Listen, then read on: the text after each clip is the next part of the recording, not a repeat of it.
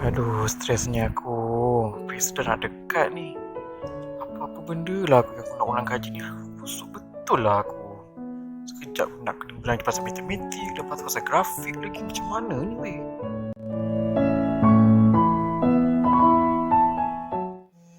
Di dalam video ini, kita akan melihat dan membincangkan punca-punca berlakunya stres ketika musim peperiksaan dan cara-cara untuk menanganinya. Isu stres di kalangan pelajar pada musim peperiksaan seringkali menjadi topik hangat di kalangan ibu bapa dan juga guru-guru.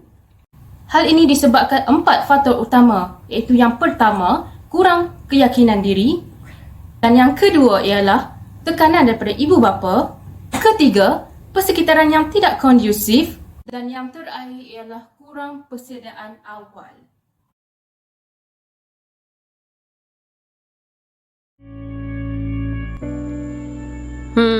Sekejap je dia ulang kaji dah ingat. Untungnya jadi dia. Aku ni tak bijak macam dia. Nak kena ulang banyak kali baru faham. Topik pun banyak lagi belum cover ni. Study pun macam tak masuk otak je aku rasa. Dah lah banyak topik masuk esok. Matilah aku. Mesti tak boleh jawab esok ni.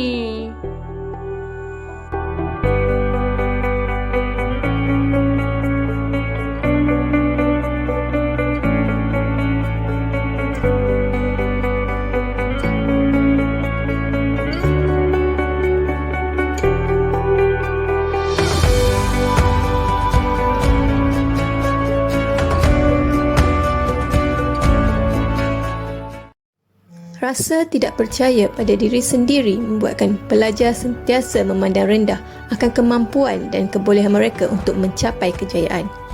Dan sekiranya perasaan itu semakin berkembang, akan menyebabkan timbulnya stres dalam diri. Sikap membandingkan diri dan meragui kemampuan untuk berjaya sering berlaku di kalangan pelajar, terutamanya apabila mereka dikelilingi oleh pelajar-pelajar yang sentiasa menunjukkan prestasi yang cemerlang.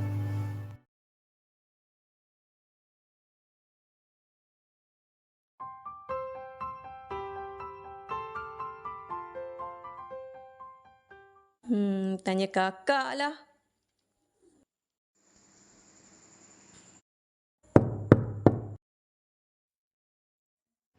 Kakak? Ya? Kakak, adik tak faham lah. Tolong ajar boleh tak? Yang ni, kita nak buat ni. Oh, yang ni senang je. Mula-mula adik buat bentuk lazim dulu. Lepas tu, satu-satu. Hello kakak, tengok ni. Kamu jangan nak ajar adik kamu sangat Kamu tu belajar betul-betul. Amboi, depan kamu ada PhD minggu depan kan? So belajar betul-betul. Dalam keturunan kita ni tak pernah lagi tahu apa dapat gagal. Kita dapat A je sentiasa tahu. Pastikan belajar betul-betul Baik ayah. Tak ada baik-baik. Kena buat betul. Faham? Ibu bapa adalah figura yang mempunyai impak yang terbesar dalam kehidupan seorang pelajar. Anak ini sentiasa mahu ibu bapa bangga dengan pencapaian mereka. Namun, sikap segelintir ibu bapa yang suka membandingkan anak-anak dengan pencapaian adik-beradik lain yang telah berjaya meletakkan pelajar dalam tekanan. Kata-kata seperti, kamu perlu berjaya seperti kakak dan abang, jangan malukan keluarga adalah ayat-ayat yang tanpa sedar menjadi senjata yang menikam jiwa anak-anak ini dalam diam. Pelajar-pelajar ini merasakan mereka perlu untuk cemerlang dalam peperiksaan bagi memenuhi harapan ibu bapa mereka.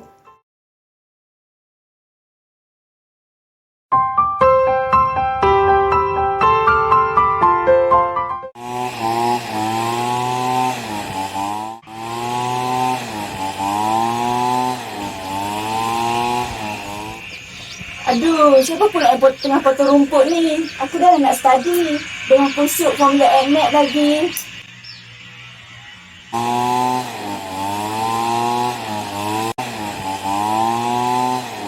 Weh, serabutlah aku. Kalau nak potong rumput dekat tempat lain lah.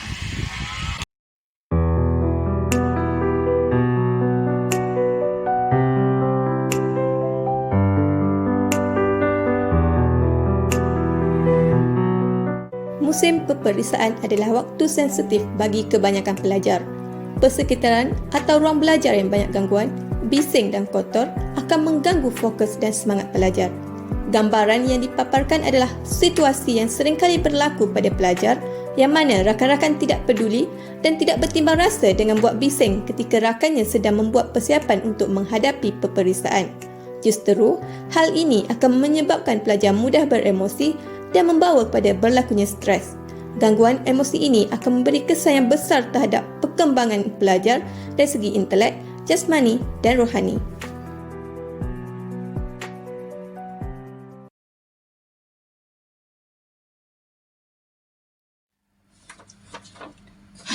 Stresnya banyak lagi tak study ni. Esok dah nak puasa.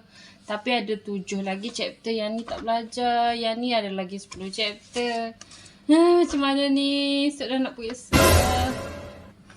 Itulah. Belajar lambat-lambat lagi. Patutnya Han dah kena buat pertandingan awal-awal tau. Kau nak periksa minggu depan. Sekarang ni lah baru Han nak belajar. Kamu ni lah. Tak apalah.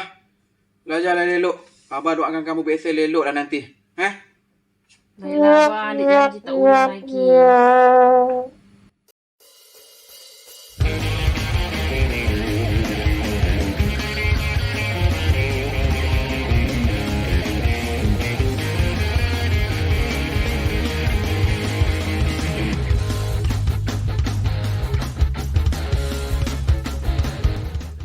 Sikap tidak membuat persiapan awal bagi menghadapi peperiksaan dan menunggu sehingga saat akhir untuk belajar mengakibatkan pelajar tidak mempunyai masa yang cukup untuk membuat ulang kaji. Hal ini akan mengganggu masa tidur mereka dan menyebabkan mereka tidak mendapat rehat yang cukup. Dan impaknya, pelajar akan mula stres dan tertekan.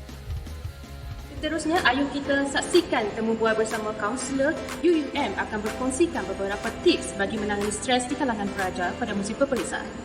Assalamualaikum Puan. Terima kasih kerana Puan sudi di temu bual pada hari ini.